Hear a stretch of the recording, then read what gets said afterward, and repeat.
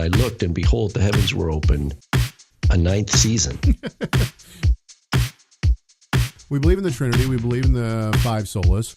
We believe in the doctrines of grace.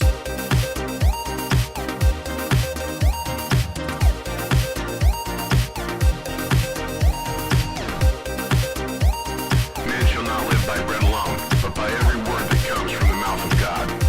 Matthew 4:4. A lot of the time, people are asking the wrong questions. They're not asking the questions like, do I understand God's grace? Do I understand the cross?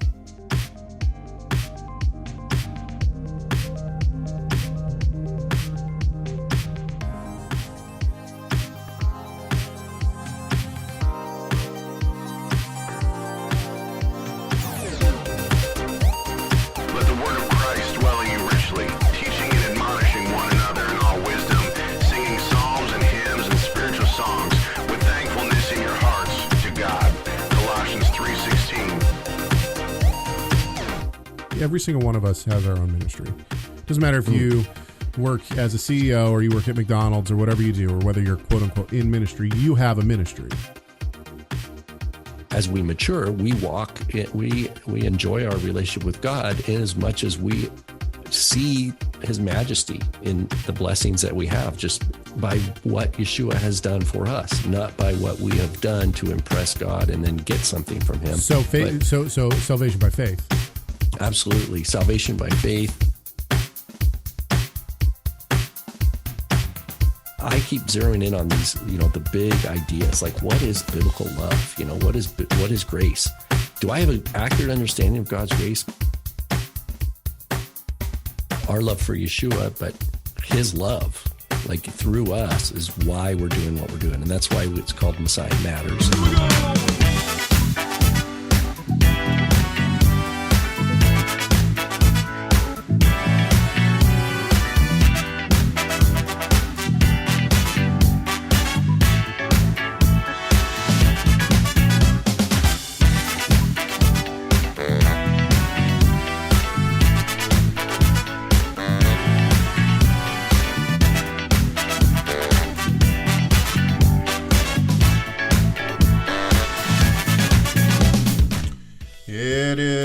Wednesday, April 27th, 2022. This is Messiah Matters number 343. I feel like I'm missing something.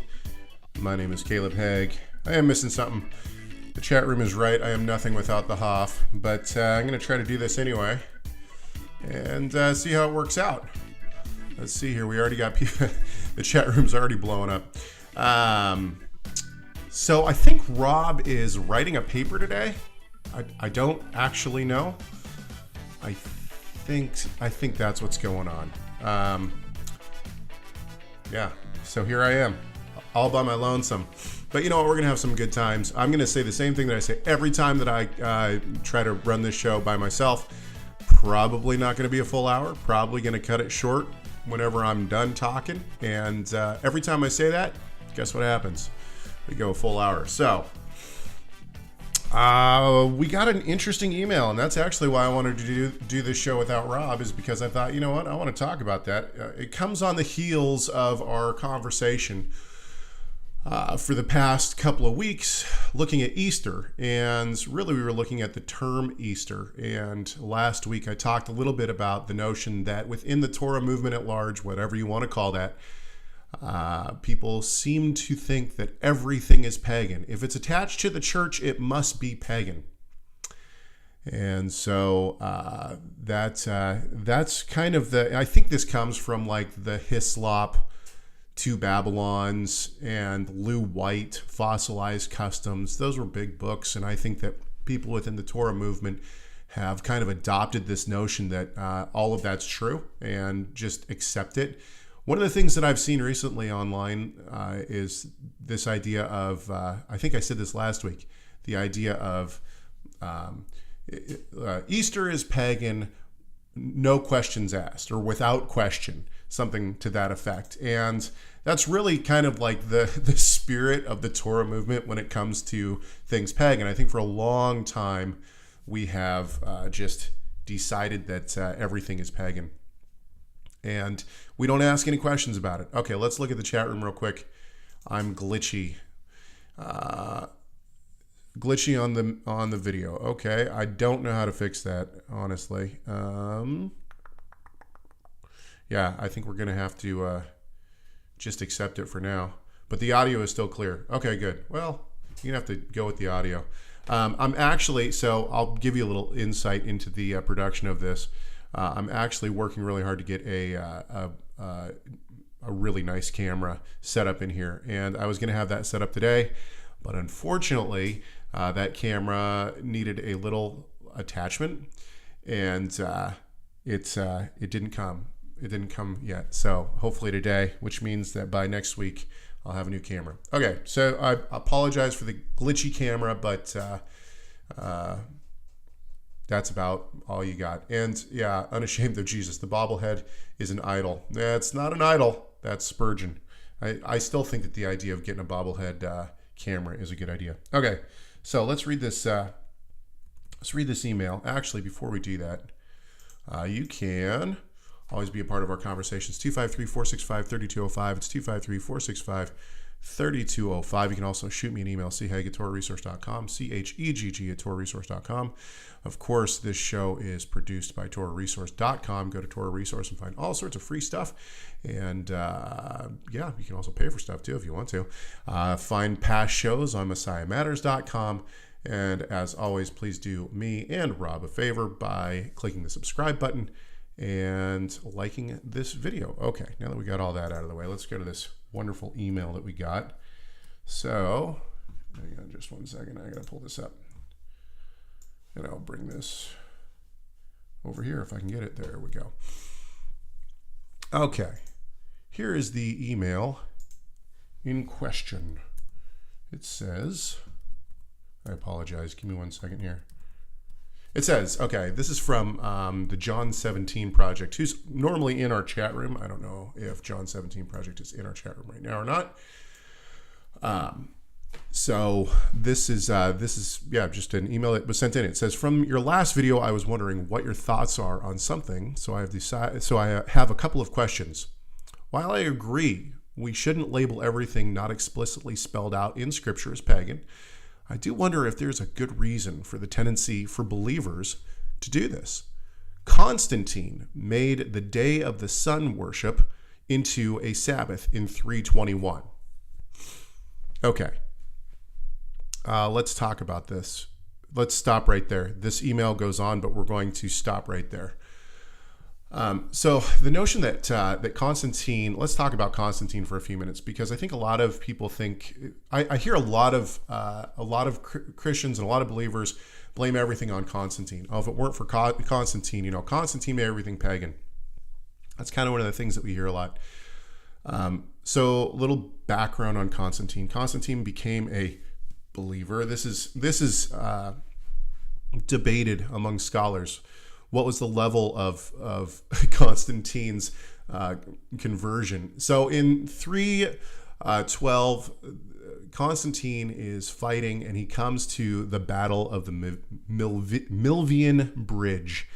And at this battle, the night before the battle, he has a vision. And so goes the story, right? There are some scholars who say this never happened.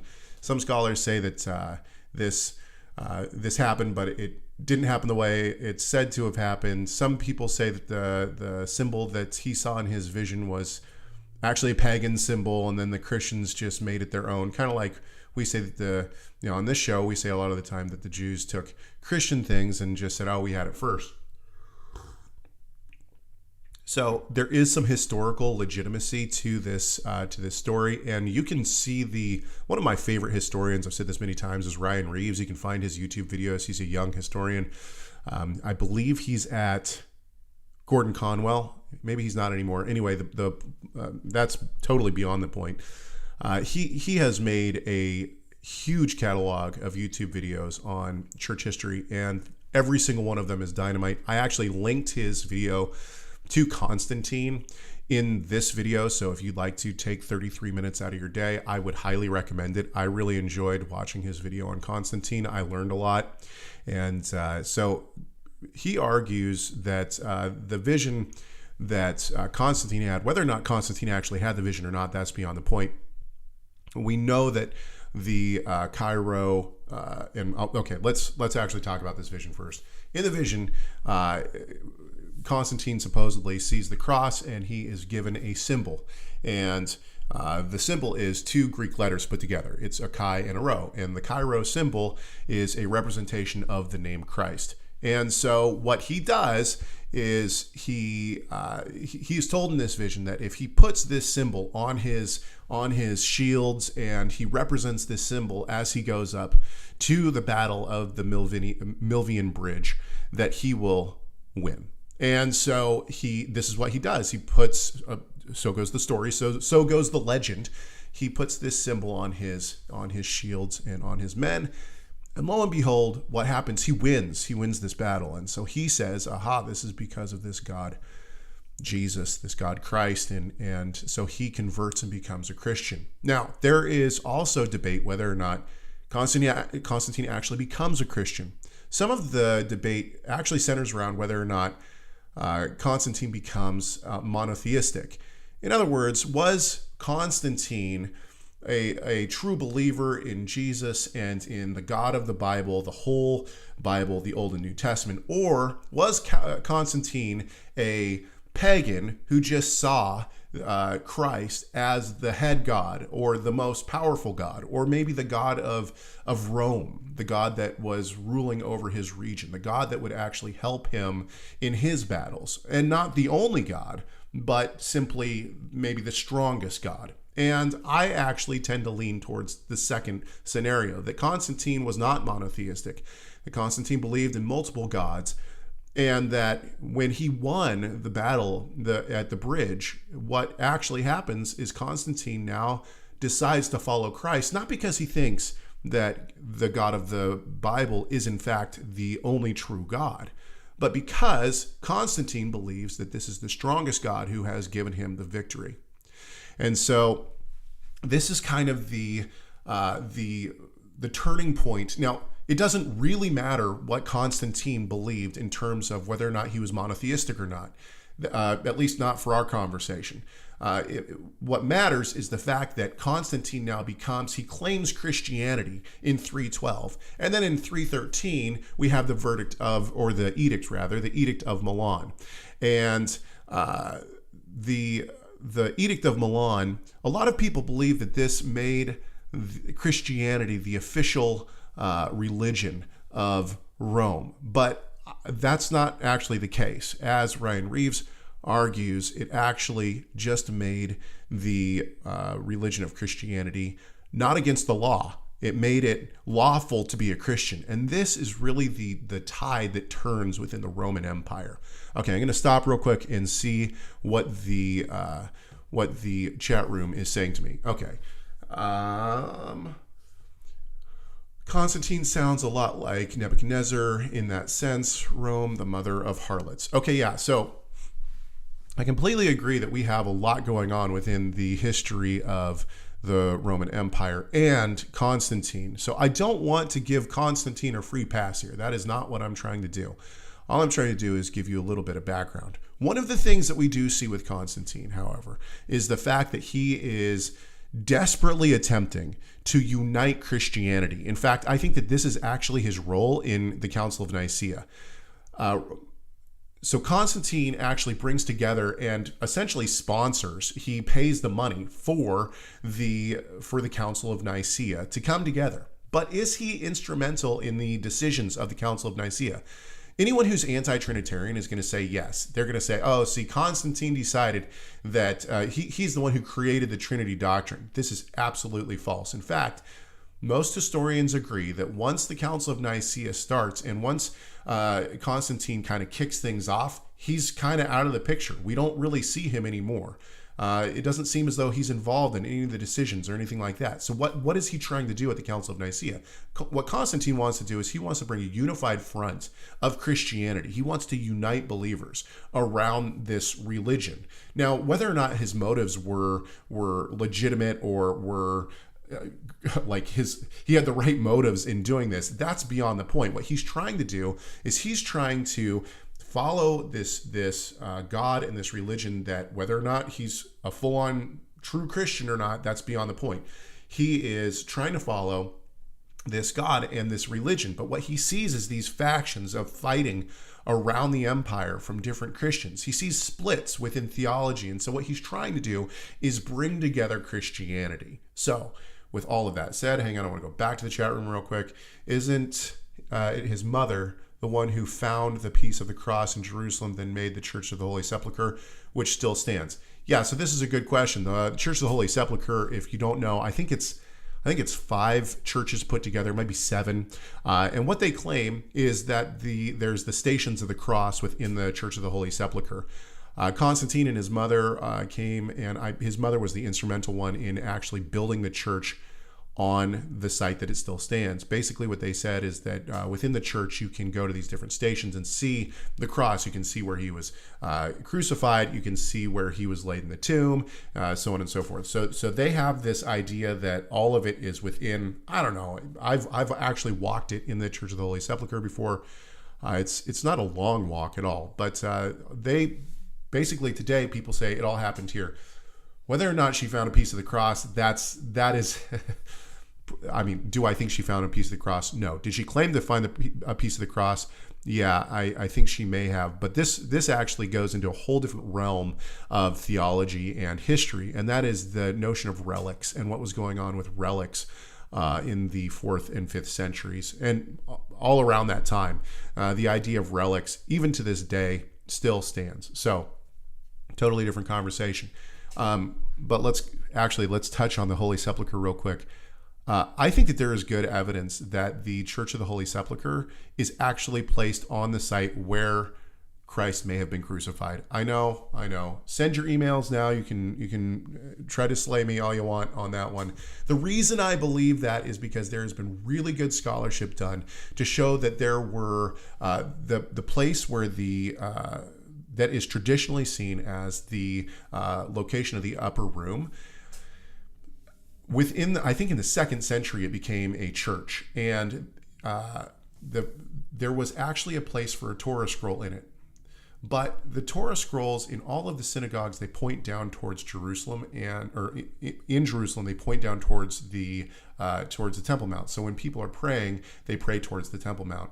In this specific church, which was one of the earliest churches that they've found, it actually points up directly towards the Church of the Holy Sepulchre. So at the very least, what is believed by scholars, good scholars by the way, is that it was at least an early tradition that Christ was crucified up towards the outskirts of Jerusalem, where the Holy Sepulchre is today. So I've been convinced by some of the arguments, some of the archaeological arguments. There you can find some really good online articles by good scholars. I think JSTOR has a couple of them actually, and there might be some free ones online as well.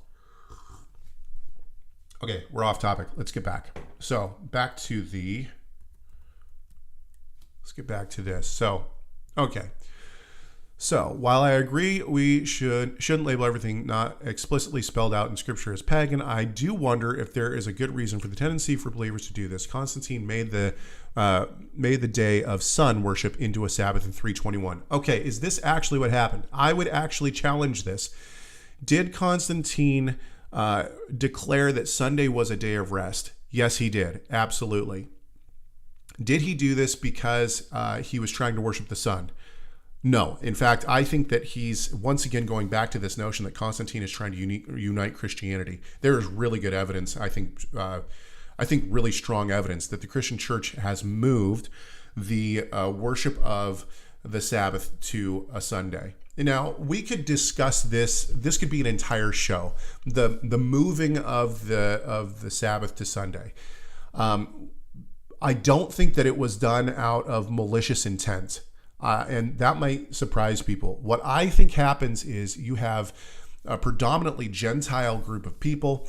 Many of them are slaves, and many of them have to work all day on Shabbat. And so what we see even in the Scriptures is that people are worshiping on the Sabbath all the way into the night of Saturday, which in the 1st century meant it was actually Sunday. And I think that this progression, and because of Easter, which we're going to talk about here in just a few seconds, this progression ultimately makes the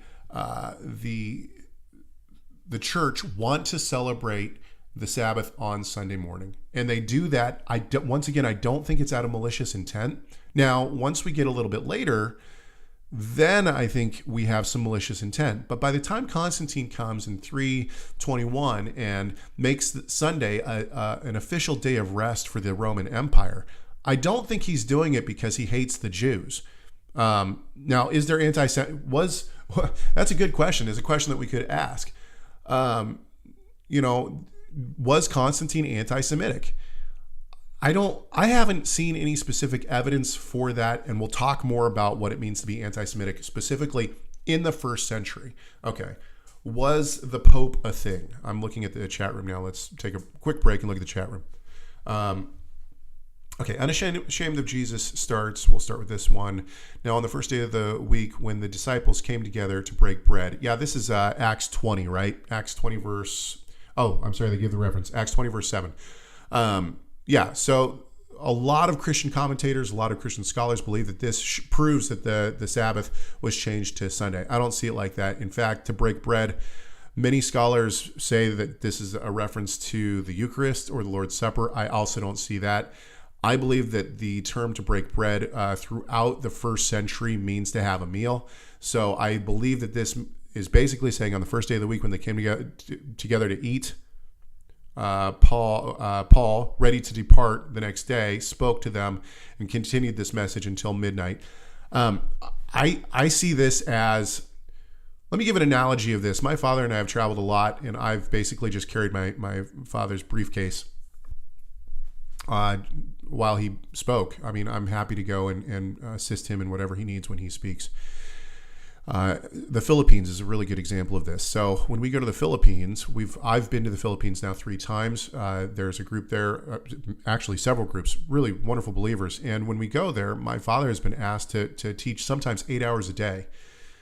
And because they have brought my father from Washington State in the United States over to the Philippines, people want to hear everything he has to say. So even after he's done teaching, people are constantly trying to get, he'll put in 10, 12-hour days just lecturing and talking to people because they want advice. They want to know about this theology or what do you think about this? And so I think the same thing is true in Acts 20. When Paul comes to Ephesus, they have a community. They have these ideas. They have these theologies that they want they want to ask Paul about. And so I think that it's saying that they come together on Sunday, he's leaving the next day, and they're going to take up his time because he's leaving. And so they eat, and I believe is that the story of Eutychus? Yeah, I think that's the story of Eutychus, right? He speaks all the way into the night, and then Eutychus falls out of the window and dies, and then Paul brings him back to life. Here's a side note. This is a total rabbit trail, but notice that the focus of that story is not Paul bringing someone back to life. The focus of that story is Paul continuing to teach. So I think that Luke in that story is highlighting the gospel message is even more important than the works that Paul is doing. Anyway, okay, so let's go back. Was the Pope a thing? That's a loaded question. We're talking 4th century. No, I believe that the Roman Catholic Pope becomes a thing in the 5th to 6th century. Certainly things are moving that way. There is a Bishop of Rome at this point, or someone who is overseeing the churches in Rome. But the Pope did not have universal authority or authority over the other churches. And actually, when we look at the progression of the Pope wants to have authority over all of the churches. This is one of the big splits between the East and the West, and this comes to a head in the 10th century with the Filioque, right? And the notion that in the Nicene Creed, what happens is that the Catholic Church adds this term "and the Son," Filioque, meaning so that the Spirit proceeds from the Father and the Son. And the Eastern Orthodox Church says, whoa, you can't do that. And why do they say that? They say that because the theology is only a council can add something to one of the accepted creeds. the Pope cannot add something, and the Church cannot just all of a sudden add something, which they're pointing the finger at the Catholic Church. And so at this point, all the way up into the 10th century, you have this fighting between East and West on whether or not the Pope has authority. And ultimately, this is one of the great breaks in the Church. The Filioque controversy has been a point of contention and a rift in the Catholic Church, if we want to use the big C, Catholic Church, ever since the 10th century and even before, and all the way up into the 20th century. And even in the 50s, they were still debating this topic, and the Church is still split there.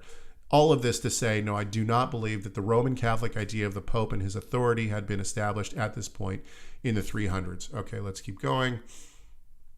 Nobody is taking this. Okay, so let's get back to it. Where were we? Okay, so I think that it is my personal opinion that Constantine does not make Sunday the official day of rest because he's anti-Semitic, or even because he is trying to change the Sabbath. I just don't believe that. I think what happens is he becomes a Christian. Christianity is already worshiping on Sunday, and this is a well-established ritual and tradition within the church by the 4th century. All Constantine does is try to unite the Roman Empire. Remember that when Constantine becomes a Christian, it's not like Constantine can just say, hey, I'm a Christian, now everybody else be a Christian too. He's still the ruler of a pagan nation. So what he's trying to do is slowly bring in this belief into a pagan nation, and a nation that has based its entire function around the gods. And what he's trying to do is he's trying to change this. So he does this bit by bit. And one of these things that he does is he says, hey, we're going to have a day of rest now on Sunday. Well, why does he do that? Ultimately, he does that because the Christians are already worshiping and already having a day of rest on Sunday. Now, once again, did the Christians do that because of anti-Semitism? No, not at this point, I don't think. Is there anti-Semitism in the church? Yeah, there is some anti-Semitism in the church. There's no doubt about that. I don't think that there is any doubt about that.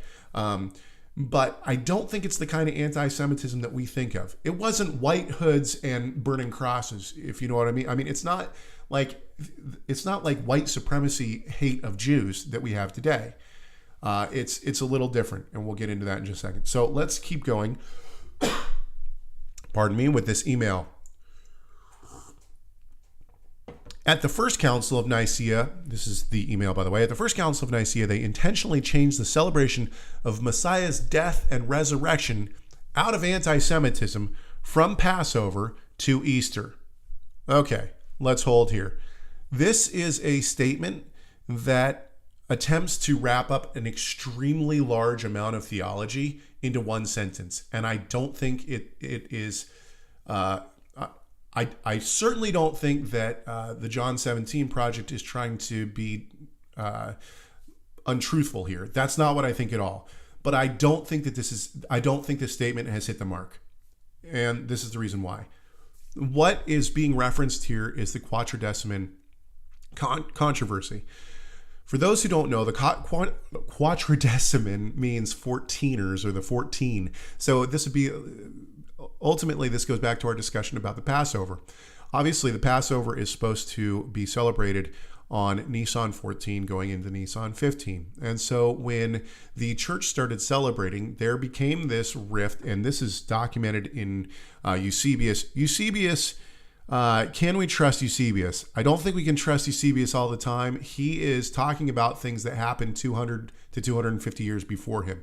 However, with that said, the Quatrodeciman controversy is well documented in his time, not just by him. There's other writers that talk about the Quatrodeciman controversy as well. And so I think that we stand on pretty decent ground when we look at Eusebius and his view of the Quatrodeciman controversy. Okay, with that said, so what's going on here? So let's break this down. What you have is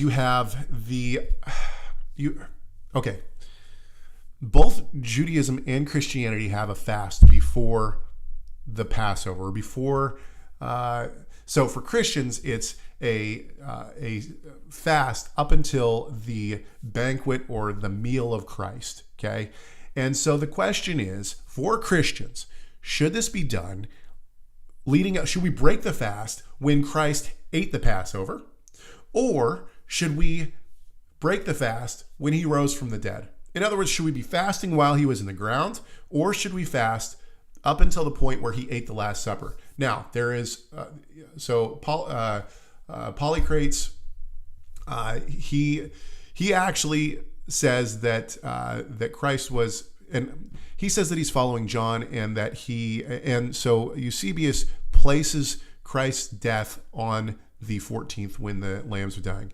There is a lot that could be said about this. I don't want to get into it. I think that he's actually simply misreading John, and I don't think that that's actually what John said. Anyway, I think the original controversy comes in to when should we break the fast? Should we break the fast when Christ is eating his meal, his Last Supper, and therefore we should eat at the same time that he did, which would be on Nisan 14, hence the name Quatrodeciman. There is one region that says, yes, that's when we should break the fast. And so we're going to break the fast on the 14th of Nisan. Hence they're called the Quatrodeciman, or the 14ers, essentially. It's how we could translate it. So you got the 14ers over here who want to break this fast on the 14th of Nisan. And then the rest of the church, basically everybody else, says, no. We want to break the fast when he's risen. So we're going to break it on Sunday morning, which is Easter. We're going to call it Easter for now. And so this is the controversy, when to break the fast. Interestingly, you have at the same time going on, you have the Jewish sects essentially starting to fast. They call it the fast of the firstborn. And so even in our modern time, you have the fast of the firstborn. The Jews fast up until the 14th of Nisan. So we have this parallel. Anyway, so back to the Council of Nicaea. At the Council of Nicaea, they intentionally changed the celebration of Messiah's death and resurrection out of anti-Semitism. Once again, I don't think that's what's going on. Now, I'm going to read Eusebius here in a few seconds. Actually, our brother here posts a link to this for us, to this Eusebius for us. And so we'll read that. But ultimately, what's happening? I think at the Council of Nicaea, once again, I think that Constantine comes into the Council of Nicaea. He sponsors the Council of Nicaea. And why does he do that? He does this to unify the church. And right now you have two major schisms in the church. One of those is the Aryan Controversy, right? And we've talked about this at length. This is one of my favorite parts of the Council of Nicaea, whether it's legend or true, who knows? But Santa Claus, Saint Nick comes up. He slaps Arius in the middle of the Council of Nicaea. He gets put in prison for it until the council's over, right? Ultimately, Arius gets excommunicated for this after the first Council of Nicaea. However, is really a soft excommunication. He's actually allowed back into the church. That's neither here nor there. But Constantine is trying to unite the church, and he's trying to put to rest this Aryan controversy. The other thing that he's trying to do is he's trying to solidify, okay, well, are we going to, it looks like there's this rift. In fact, the Quatrodecimans wanted to actually excommunicate people who weren't going to celebrate with them.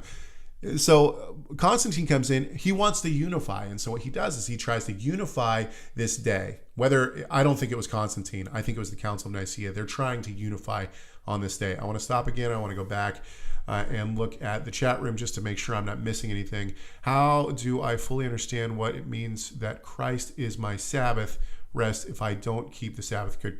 Yeah, that's a good point. The whole point to all of this is that knowing the history of Christianity is key. I agree. I think it's James White has said before that the person who's going to do apologetics the best is the person who knows the original language and a person who knows the history. Okay, I have no frame of reference. Okay, sorry. I know normally what I'm doing is I'm actually checking the chat room while Rob is talking, but since Rob isn't here, I have to do it while you guys watch. Okay. Yeah, Abraham Heschel's book, The Sabbath. Abraham Heschel was a 20th century Orthodox Jew. He is not a believer, but boy, oh boy, is his book on the Sabbath really good. Passover is on the 14th period. It's a one-day event The rest of that time is the Feast of Unleavened Bread. Not according to the Synoptic Gospels. They call that the Feast of they call the 14th the Feast of Unleavened Bread. So by the first century, this has been well documented by scholars, by the way. By the first century, the writers of the apostolic scriptures, that is the apostles, which means Christ as well, see the first day and the preceding festival as one festival. So I mean, that's how I see it too. I don't see this as two separate festivals. And even if you do, they are obviously, you can't separate them. Okay, let's get back. So basically, I don't think that this is out of anti-Semitism. And once again, we'll read this piece from Eusebius here in just a second, because I can already hear the John 17 project saying, wait, go read what I posted in here, because it specifically talks about the Jews. We'll get to it in just a second. Okay, so So this is really like everywhere except for like Germany and America calls Easter Pascha. And why do they do that? They do that because the celebration, the Lord's banquet that they are celebrating after this feast, they have decided that should be celebrated when he rises from the dead. This didn't come about. I am convinced this did not come about because of Ostera or Easter or anything like that. It didn't come about because of a pagan festival. Constantine didn't say, "Hey, we worship some pagan goddess, and so we're just gonna celebrate that, but we're gonna call it the resurrection of Christ." That's not how it happened. It happened through a lot of theological debate, and it happened at the Council of Nicaea. And I don't think it was because of anti-Semitism. At least not the way that we think of anti-Semitism today. Okay, let's keep going. Later, this is the John 17 project again. Later, councils made observing the Sabbath for believers illegal, as well as the rest of God's appointed times. This is true. This happened at a council. This happened at the Council of Laodicea. We'll read that I'll just read it now. This is on Canon 29. By the way, this council happened in 363 to 364. So this actually, this happens long after the Council of Nicaea and after Constantine becomes a Christian. So this is the Canon 29 of the Council of Laodicea. Christians must not Judaize by resting on the Sabbath, but must work on that day, rather honoring the Lord's day. And if they can, resting then as Christians. But if any shall be found to be Judaizers, let them be anathema from Christ. This is actually a really interesting piece of history. And the reason why is because, is this anti-Semitic? Yeah, there is some anti-Semitism here, I think, but once again, maybe not in the way that we think. However, ultimately, what this shows is that you had, why did they have to command this at the Council of Laodicea? Why did they have to do that? The answer is because you had a significant amount of Christians still observing the Sabbath. You had Christians advocating for the observance of the Sabbath and probably the festivals. And so this shows that even up into the middle of the 4th century, after the middle of the 4th century, you have Christians observing the Sabbath and observing and trying to advocate for the keeping of Torah. And this is why the Council of Laodicea has to come in and say, stop doing that. They see it as Judaizing. Now, this is ultimately where the question of anti-Semitism comes in. Is it anti-Semitic because they hate the Jewish people, because they hate a race? I don't think that's actually what's going on. Is it anti-Semitic? Yes, it's anti-Semitic in that they're against the Jewish people. They see a complete break between Israel and the church. They think that God has rejected Israel and rejected those people. In that, I would say, yeah, there is some anti-Semitism there. But I don't think it's because they're like, oh, those descendants of Jacob, we just hate their blood. That's not, like today we see people that they have hate because they hate a race. But these kinds of decisions are more theological. They're theological in the Jews killed Christ. The Jews did it because they have rejected God. God has thus rejected them, which, by the way, we know is not true, not the case. But this is the thinking of the church. God has rejected them because they killed the Christ, and they will not accept Christ. And because of that, their religion is false. Thus, we want to separate from this religion as much as possible. That's the progression that I see from the church. I don't see we hate the Jewish people because they're descended from Jacob, or we hate them because we have the true blood in us. I don't see it like that. And I'm more than happy to see. Now, is there some of that in the church? Absolutely. By the time you get to Luther and against the Jews, I think that the same kind of thing is going on. He is so frustrated with the fact that the Jews won't accept Christ. He doesn't know what to do with it. His response is absolutely anti-Semitic. I don't think that we can say that it's not. He advocates for things that are not only against the Bible, but just straight against all Christianity, both written in the scriptures and in tradition. It's awful. Anyway, okay, so later councils made observing the Sabbath for believers illegal, as well as the rest of God's appointed times.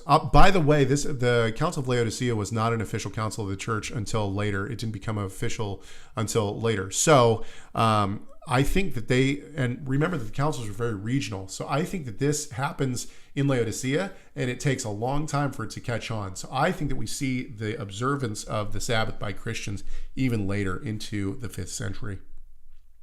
Do you think that replacing biblical feasts with pagan ones, such as making the Day of the Sun worship instead of Sabbath, gives any credibility to the idea that pagan holidays were turned into Christian ones? I don't see it that way. And I know that there are a lot of people who are going to push against that. I just don't see the church saying, hey, we have a pagan festival. Now, I have argued that there might be some holdover from the sun god of Constantine before he converts into the Christian belief of the Roman Empire later. So, for instance, I think the best thing that we would be able to point to would be Christmas. And I know all of the arguments. I've studied this at length. I know all of the arguments by people like Michael Jones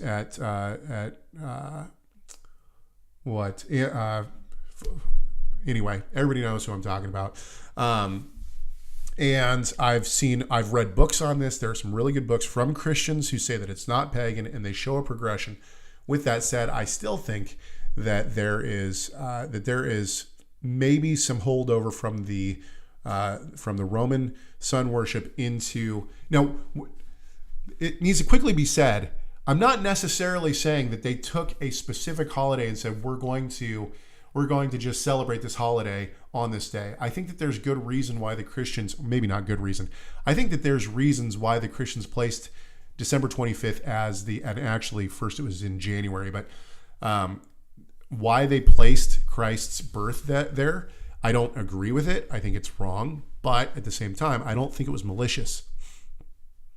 I don't think that they were trying to worship the sun god by placing it there. Now, were customs brought in from other traditions? I think that that's the best place that we could possibly see that happening. I don't see that happening necessarily in Easter.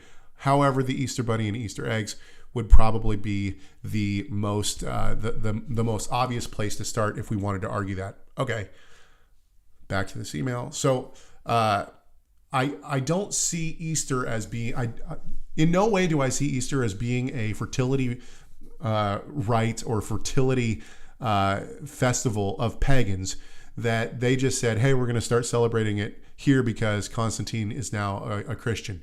I've seen zero evidence for that. Zero. And so, I mean, I'm still willing to see any evidence. I just have never seen it. Okay, let's go back to the chat room real quick. So we need a different term than anti-Semitism, something that's specifically theological rather than ethnically loaded. Yeah, I would say that. I mean, I think that I don't see many scholars saying that that the people just hated the Jews. Scholars oftentimes are more looking at the history of what the theological debates are. Augustine was clearly anti-Semitic. Yeah, I would agree with the note. Once again, we have to ask, why was Constantine anti-Semitic? I mean, he might have straight up hated Jewish people. He may have. once again, I think that that's something that we would need to study. I'm not just going to accept that Augustine was an anti-Semite in the terms of he just hated a race.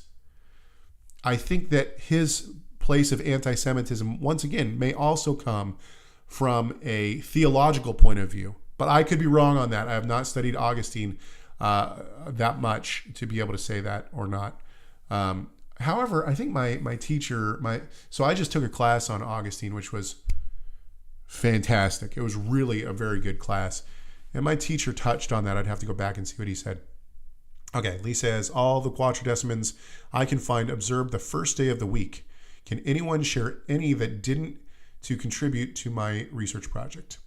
Okay. Oh, yeah. Lee is actually writing on the Quatrodecimans right now, if I remember correctly. Okay. But an Ethiopian monk saw an issue in his church and started teaching the sanctity of the Shabbat and eventually gained enough traction and reformed his church. There is evidence. My dad has a great book in his library. There is evidence that the Celtic church celebrated the Saturday Sabbath into the 10th century. So, and I think that Bacchiacchi is one of the scholars who has traced, now he's Seventh-day Adventist, but Bacchiacchi traced the celebration of the Seventh-day Sabbath all the way from Christ into the 20th century, if I remember correctly. He has a book where he traces that. And so there's evidence that there has been a remnant of Christians who have continually celebrated the Sabbath on Saturday. Hang on just a second. I'm trying to keep up with the chat room. Okay. Yeah. It's sad how Luther took such a hard turn away from upholding Yah's word. I'm convinced that Luther had mental illness, and I think that we see a progression of that. Certainly bipolar. He seems to be able to talk about Christ in one breath and then all of a sudden turn around and tell people that they're essentially the scum of the earth. Okay. Let's go back. Okay, so below is a link to the Catholic Encyclopedia on Constantine. If you look at section 18. So this, I don't know if that's actually, this is in the Catholic Encyclopedia. This is on the New Advent site. And if you are at all familiar with any, hang on just a sec. I'm sorry, Jason, I'm trying to show your comment. I'm not sure why it's not allowing me. Oh, there it goes. Okay. New Advent is a Catholic site. They have the entire Catholic Catechism. They have the entire Catholic Encyclopedia. They have almost all of the councils, if not all the councils up there. It's actually, I mean, I'm not in any way advocating for Catholicism, but if you're doing any research and need to know what the Catholics believe, newadvent.org is a amazing site, and the Catholics have put a lot of money and a lot of time into it. The place that the John 17 project is referencing here is actually the works of Eusebius, which is up on newadvent.org. So if you'd like to read that, you can. This is in chapter 18. Hang on just a second. He uses the word pronomian, and I want to see what he says. If you look at section 18, it spells out the anti-Semitism of the First Council of Nicaea and Constantine. Thanks for the show and helping. Okay, so this is what Eusebius says. In chapter 18, he says, at this meeting, talking about the Council of Nicaea, at this meeting, the question concerning the most holy day of Easter was discussed, and it was resolved by the united judgment of the present that this feast ought to be kept by all and in every place and on one and the same day. Okay, right here, we have Eusebius actually focuses this entire debate. So what he's doing is he's actually giving us background, and this background is to the Quatrodeciman controversy. He talks a lot about the Quatrodeciman controversy in his writing. So he's talking about the fact that the council wants to unify the church on a day, whether it's on the 14th of Nisan or the following Sunday. By the way, this, for those who don't know, this is why the church celebrates Easter on the Sunday within the festival of Passover, is because of the Quatrodeciman controversy. If by chance the 14th of Nisan falls on a Sunday, the church actually moves the celebration of Easter to the next Sunday. And they do that because of this. They don't want to, because of the Council of Nicaea, they don't want to celebrate at the same time as the Jews. Is that anti-Semitic? Yeah, there might be some anti-Semitism in there, but let's listen to what Eusebius says and the reason why I think that it's more than just hating Jewish people. Let's go on. For what can be more becoming or honorable to us than that this feast, from which we date our hopes of immortality, should be observed unfailingly by all alike, according to one ascertained order and arrangement. So right here, he's saying the whole point of this is not that we hate the Jews, I don't think, but that in fact we all be united in our faith, something that Constantine is really very concerned about. And first of all, it appeared an unworthy thing that in the celebration of this most holy feast, we should follow the practice of the Jews, who have impiously defiled their hands with enormous sin and are therefore deservedly afflicted with blindness of soul. Okay, Paul says this. This is not just Eusebius. Paul says this. How blind you are. You killed Christ. You killed the one who came, the cornerstone. You've rejected him. Paul says this throughout. So Paul has three major speeches in the book of Acts, and this is exactly what he says to the Jews. You are blind. You have rejected the one that has come. And we see this even with Stephen, right? So Paul and Stephen, they walk through the history of Israel and how God has promised all the way from Moses that the Messiah would come and save his people. But the Jews have rejected him, and in fact, they've killed him. And now the guilt is, now they have blood on their hands of the one that they've been waiting for. So at this point, I think what Eusebius is saying is the exact same thing. In other words, therefore, deservedly afflicted with blindness of soul. They're blind because they have rejected the Christ. And so their theology is wrong. I think that's what he's saying here. For we have it preserved from the very day of the Passion until the present time. Let us then have nothing in common with the detestable Jewish crowd. For brethren, let us with one consent adopt this course and withdraw ourselves from all participation in their baseness. For their boast is absurd indeed, that it is not in our power without instruction from them to observe these things. For how should they be capable of forming a sound judgment, who, since their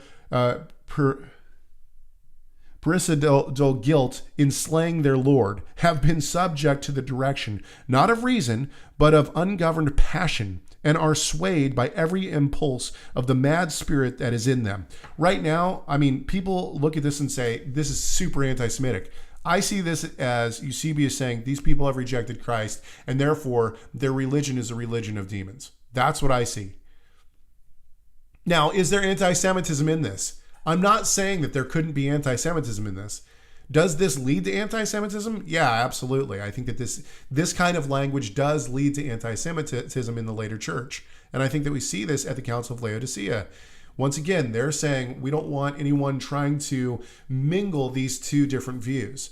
That is the one that the Jews believe, that Jesus is not the Christ, and the true religion, which we believe. And so what they're trying to do is they're trying to separate these. Is that right? No, it's not right.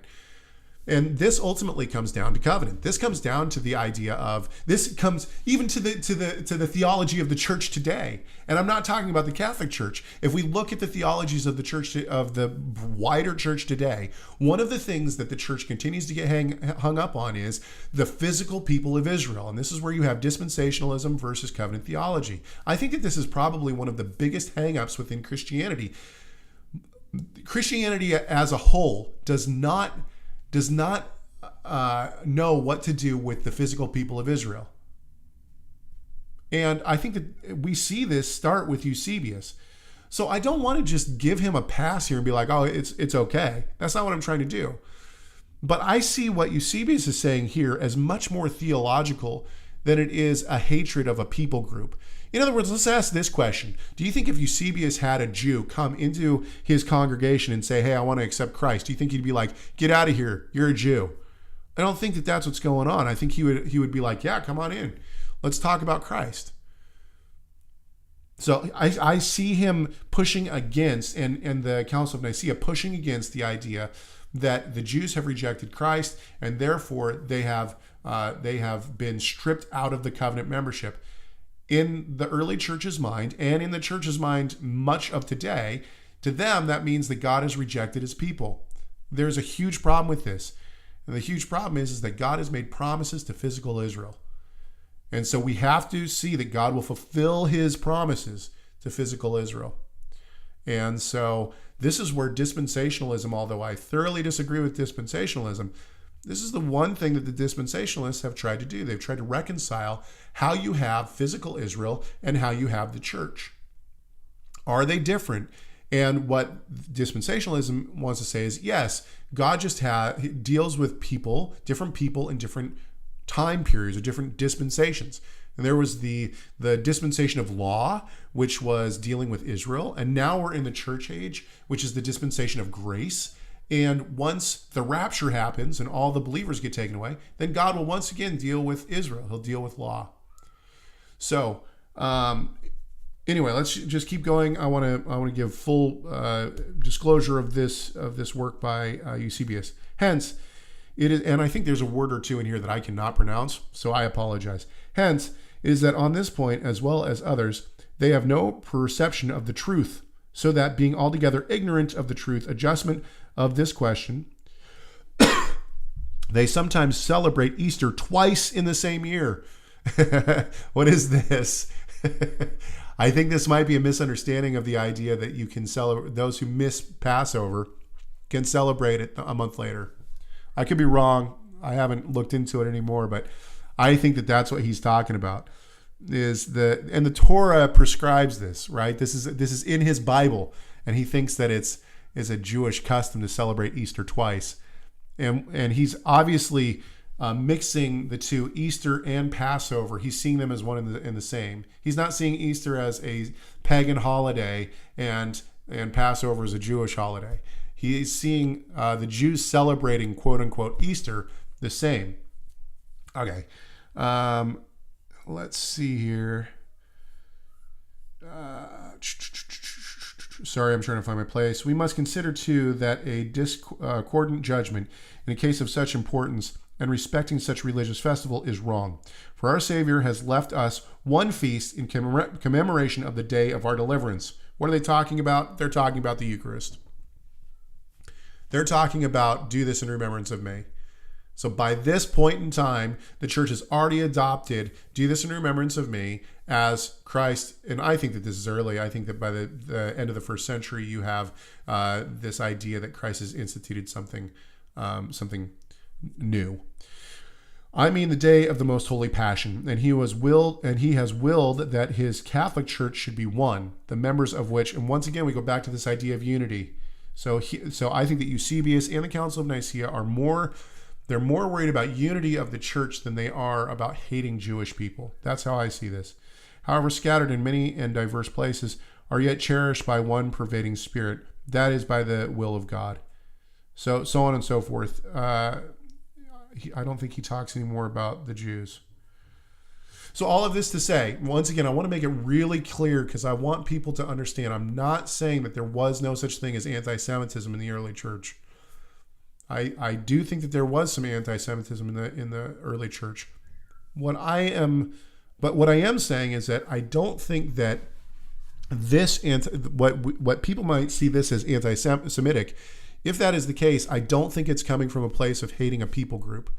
I think it's coming from a place of seeing a religious sect or a religious group of people, that is the Jews, rejecting Christ. It comes down to theology more than it comes down to anything else. Okay, let's go back to the chat room real quick. Now, once again, I am happy to see any evidence. I could be totally wrong on this. This has not been like my focus. I haven't centered my focus of study on Eusebius or even on Constantine. So I acquiesce to the scholars on this. Lee in the chat room says, Melito of Sardis, Paschal Liturgy is available in the book called On Pascha. I actually have it on my bookshelf right back here. Melito of Sardis, if you would like to know what they believed. Yeah, and actually, if you look at Melito of Sardis, what is he doing? He's giving Passover liturgy. In fact, I've argued many times that the Jewish tradition of the Afikomen actually is first mentioned in Melito of Sardis. He uses the term Afikomenos, which means the coming one. And I think that the Jews actually adopt Melito of Sardis. They adopt some of the Christian tradition, say we had it first. And why do I think that? Because if you ask Jews today, what does Afikomen mean? They don't know. They'll say, oh, it means dessert. It doesn't mean dessert. It means coming one. And so I think that this is clearly a Christian tradition that has been brought into the Passover. But what Lee is highlighting here, and this is true, is that Melito of Sardis is still celebrating Passover. And he's early. The John 17 Project, welcome to the chat room. Thank you for joining. Caleb, I will email you some more evidence about this, but there is a lot of anti-Semitism from many of the so-called church fathers. Once again, I'm not saying that there isn't anti-Semitism.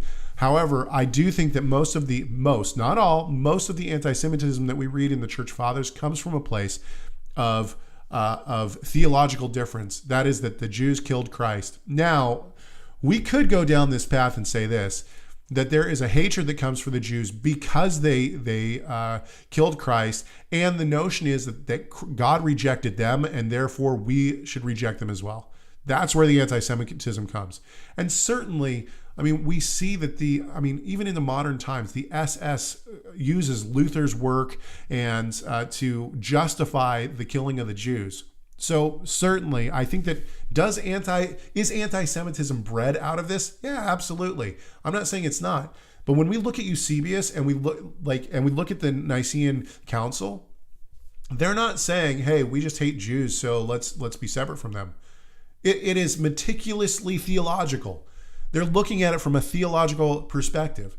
And ultimately, just to answer the question that is put forward by the John 17 Project, this is the ultimate question.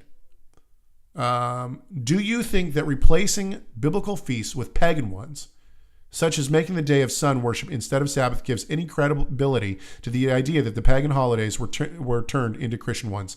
My answer to that is no. That's the end of this whole show, is that I don't believe that what was presented here gives credence to the notion that the early Christian church is adopting pagan festivals. Even the switch from Saturday to Sunday, this is a theological shift. It's not a let's celebrate the sun god and call it Christian. I don't think that that's what's happening. Once again, if we see any of that happening, I would say that the first place we need to start is Christmas. That is the one place that I would say we might see some pagan festival celebrations being attached to a celebration of Christian origin. Now, do I think that Christmas comes from, this took a long time, by the way, and people have seen this progression from 10 years ago when Rob and I started this show to now. Do I believe that the church said, hey, we have a festival on December 25th. Let's just call it Christ's birth and celebrate it the way that we were celebrating it? I don't think that that's what happened. I think that the church fathers actually calculate wrongly when Christ was born, and they place it on first in January, and then they roll it back to December 25th. So I don't see that as being, hey, let's celebrate a pagan festival. So ultimately, the question of whether or not I think this gives credence to pagan festivals being turned into Christian celebrations, I don't see it. All right, let's go back to the chat room real quick. Inspiring philosophy, that was it. Sorry, Michael. As inspired, but possibly inspired commentary on what Yahweh Yeshua has said of themselves. Okay, many churches still celebrate Pentecost. That is true, at least to some degree. I agree. Lee says, it seems to me Melito's view on Pascha seems to be based on his misreading of John's chronology. I completely agree with that. Yes, that is true. This rhetoric seems like the typical stuff that comes when you first come to Torah. You know, I have certainly been victim to it, or I've been guilty of it. You can say it either way. And the reason why is because just like we talk about Calvinists coming into the cage stage, what is the cage stage? For a Calvinist, the cage stage is when a person becomes a Calvinist and they want to tell everyone about it. So they go out and they use the Bible as a sledgehammer to try to convince people that Calvinism is the way to do it. A lot of times bridges are burned.